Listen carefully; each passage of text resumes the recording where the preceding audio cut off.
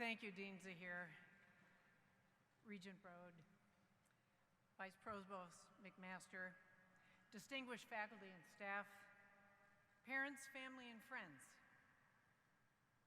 We're all here today as part of our extended Carlson family to celebrate this amazing worldwide Carlson class, graduating class of 2016.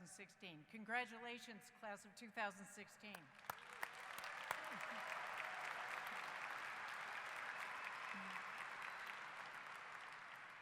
As you heard, let me be the first to welcome you to this over 50,000 alumni in 95 countries of this wonderful school. It is a very special club. I am so thrilled to be here today because this place has very special meaning for me. I'm originally from the Midwest part of the country, but I'm not from Minnesota. So when I came here to the Carlson School for my MBA, I had a fabulous experience in the business school. I made some wonderful friends as part of that process. I fell in love with the Twin Cities. I fell in love with Minnesota. And I fell in love with my husband, whom I met here when I came to school. This summer, Jeff and I will have been married 40 years, I'm happy to say. And he's with us today.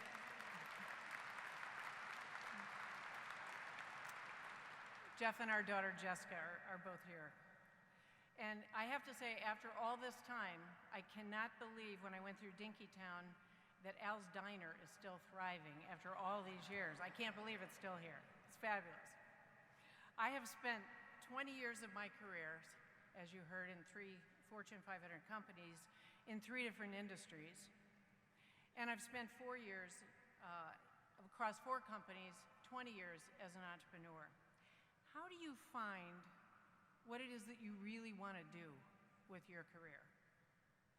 How do you navigate to something as opposed to away from something that you don't enjoy? How do you find the courage to try something when maybe everybody else in your life is telling you not to do it? I think you need an inner compass. You need something to help you navigate that comes from experience and reflection.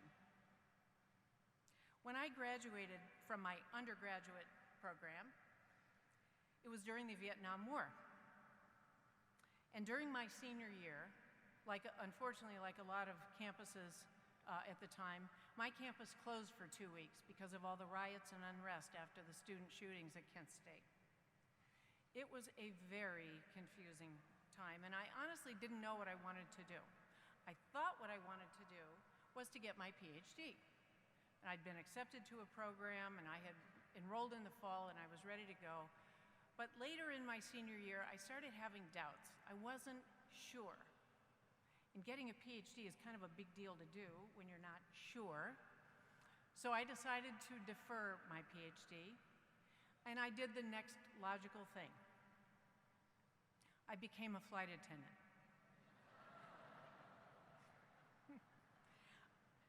It turns out that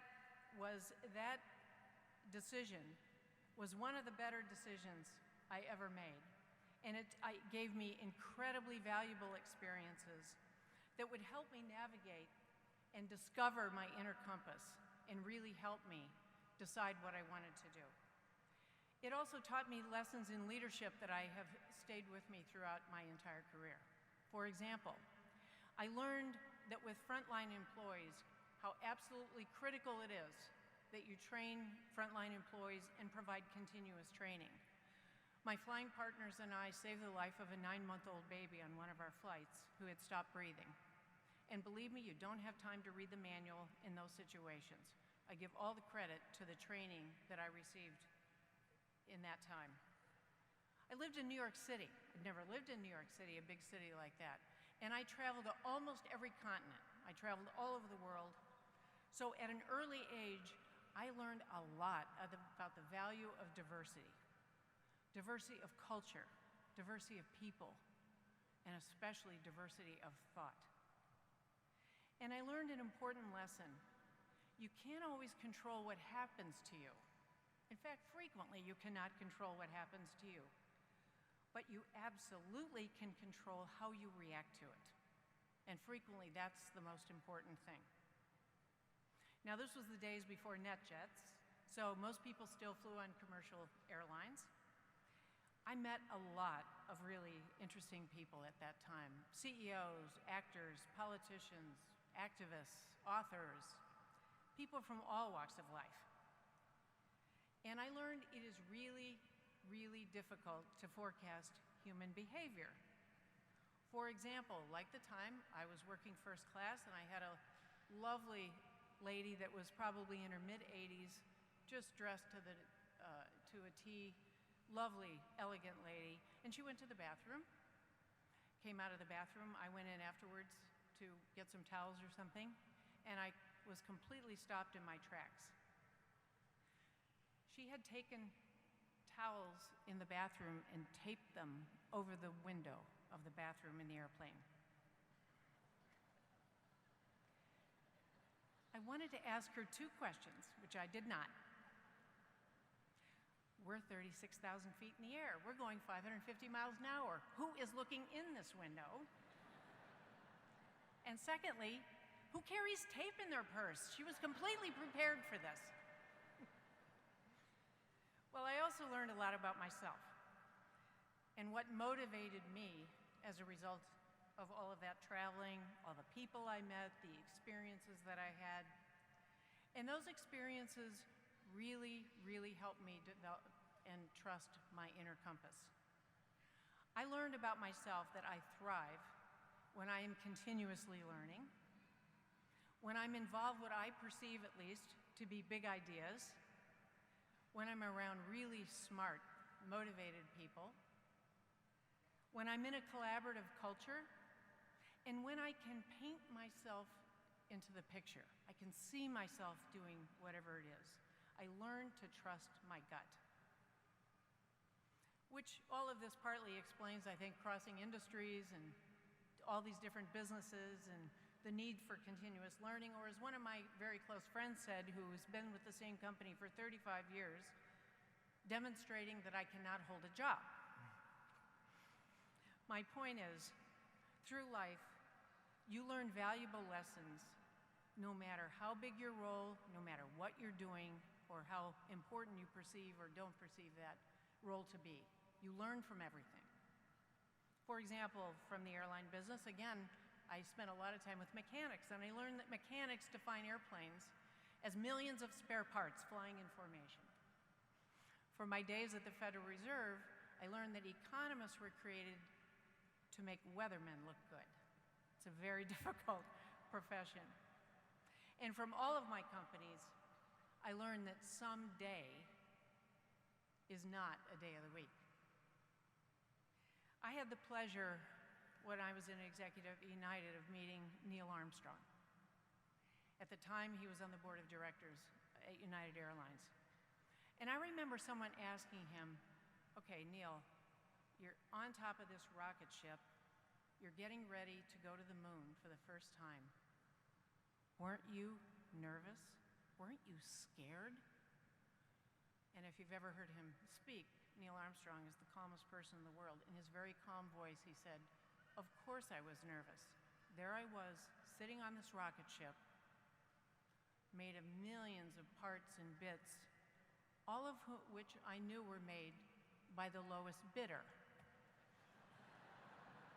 Well, I learned we all have a different risk tolerance. So I have been an entrepreneur in 4 companies. My best career advice, looking back to my younger self, would be, no matter what you do, think like an entrepreneur. Think big. Start small, and go like hell to get small successes as fast as you possibly can. But I learned also that it doesn't matter if you're an entrepreneur. If you're in big companies, small companies, or in entrepreneurial companies, it helps to think like an entrepreneur. Think big, start small, and go really fast to get small successes.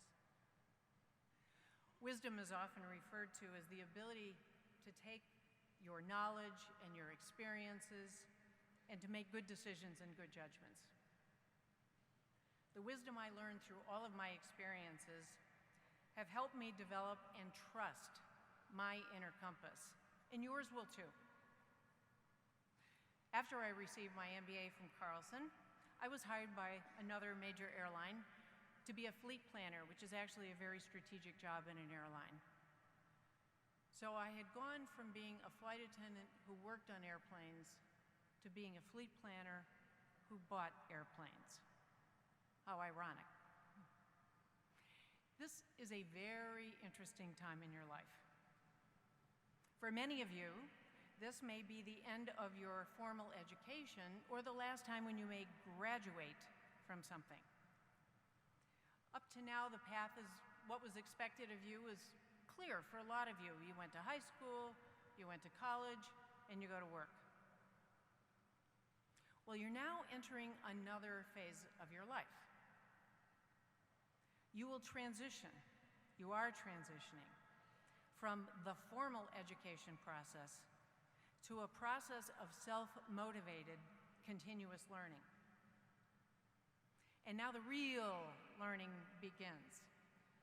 Alvin Toffler famously said that the illiterate of the 21st century are not those who can't read and write, but those who can't learn, unlearn, and relearn. Boy, how true it is today. When I graduated from college, my undergraduate program, there were 3.7 billion people in the world. Now there are 7.1 billion. When I was at Carlson, I used a slide rule, and I used punch cards to do my computer programming. In my lifetime, I have witnessed unbelievable inventions and creations that, of course, have changed the world. The invention of the internet, the smartphone, e-commerce, we've deciphered the human genome. Microsoft, Google, and Facebook were created.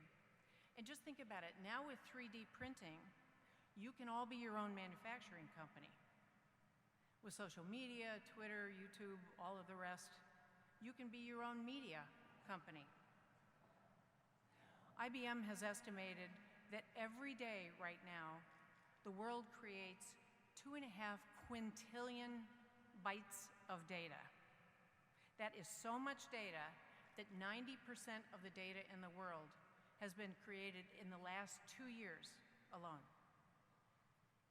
And now we work on internet time. And boy, is that different. Just think of an internet minute. In the next minute, $204 million will be sold on Amazon.com. There'll be about 1,400 Uber rides, 701,000 Facebook logins, and about 2.5 million search queries on Google in a minute. Think about your future and your children's future and the world you will create for them. They will look back on your generation and maybe laugh at the thought you used to ride in cars, and certainly cars with steering wheels, and maybe they'll go on to Mars on vacation. Our point is, change is constant, we all know that, but it is why continuous learning is so important. It's also very difficult to forecast the future, where things are going to change, when they're going to change, how they're going to change, and when they're going to change. In my experience, people that most enjoy their careers are not those people that are most successful at predicting the future, but those that thrive in a future that is unpredictable. Those that have trusted their inner compass, they've discovered their inner compass, and it helps them navigate through all of that ambiguity. They find roles that they really enjoy. I learned the importance of going to something as opposed to away from something that you don't like. If you can't paint yourself into the picture, create a new picture. I think your future will be likely characterized by 4 really important things. The velocity of change in the world, certainly during my lifetime, has continued to increase, and it will continue to increase during your lifetime. Second, it will be critical to have people that understand how to effectively collaborate and communicate in an increasingly globally connected world. Third, integrated solutions. Integrated solutions will be required for a lot of the opportunities and challenges that we face in the future. And those integrated solutions will only be created by breaking down organizational silos and silos between disciplines. And fourth, we really need people that can deal with ambiguity and navigate through ambiguity. The workforce of the future, your generation, in my view, is not going to be about who has the most knowledge or who's the smartest person in the room, but who is curious, motivated, persistent, collaborative, fearless, can communicate, takes initiative, and has a strong moral compass. People that understand that building and running successful organizations is a team sport. People that understand that failure is absolutely not the opposite of success, but part of the process to get to success. Thomas Edison, as you, I'm sure, recall, famously said that he hadn't failed, he just found 10,000 ways that won't work. When I was raising venture capital for one of my software companies, it was a brand new company, and I was told it was right after the tech bubble had burst, the worst possible time to try to raise venture capital. And everybody I knew said, don't do it, you will not be able to raise the money, you won't be successful, don't waste your time, go do something else. I made 60 presentations, 60 presentations to venture capital companies, primarily in Silicon Valley, on Sand Hill Road, and I failed to get money 59 times. But I trusted my inner compass. I really thought what we were trying to do was a big idea. I loved the team. They were smart, they were motivated, they were collaborative. I thought I could contribute a lot. I knew I would learn a lot, and I could paint myself into the picture. I trusted my gut. It really felt like the right thing to do, even though everyone was telling me not to do it. Well, our persistence paid off. We did find some wonderful investors that invested in the company, and that company ended up being acquired by one of the world's largest software companies and resulted in a great outcome for our customers, our investors, and our employees. Failure is a great teacher and a great motivator. Don't forget that. We need your creativity and your innovation to deal with all kinds of future opportunities, and certainly the issues that my generation has left for you. Creativity, as we know, is about generating ideas, but innovation is really about putting them into action. There's no question that there are periods in my life where I have felt incredibly lucky. And timing and luck will play an important role in your life as well. But the more I have thought about it, the more I really agree with Louis Pasteur when he observed that chance only favors the mind that is prepared. I think the Carlson School has helped you prepare your mind. Now, you will remember this day of mixed emotions, pride, satisfaction, gratitude to family and friends, maybe a little bit of sadness that you're leaving your friends, sad that you will leave this institution, and maybe a little fear of the unknown, of what you're getting into. Be sure to thank your supporters that are here with you today. Saying thank you is really important. And my hope for you going forward is that you learn from all of your experiences, that you take that wisdom that you learn and have the courage to act on it, that you embrace continuous learning for the rest of your life, and that you develop that inner compass and really listen to it, that helps you navigate to find something that you really enjoy in terms of a career. Maybe David Brooks of the New York Times said it best when he said, "People on the road to inner light do do not find their vocation by asking what I want from life. They ask what life is asking of me. How do you match your intrinsic value, your intrinsic talent, with one of the world's greatest needs? It's often said that life is not measured by the breaths we take, but by the moments in life that take our breath away. When I'm looking out at all of you, I'm thinking about your talent, your energy, and your potential. You take my breath away. And since we're in this hockey stadium, I would be remiss without at least one hockey quote, and I'm always reminded of the Wayne Gretzky quote, "You miss 100% of the shots you don't take." So, Carlson class of 2016, go take your shots. Leave the world a better place. Thank you for letting me share this important day with you. Congratulations, class of 2016.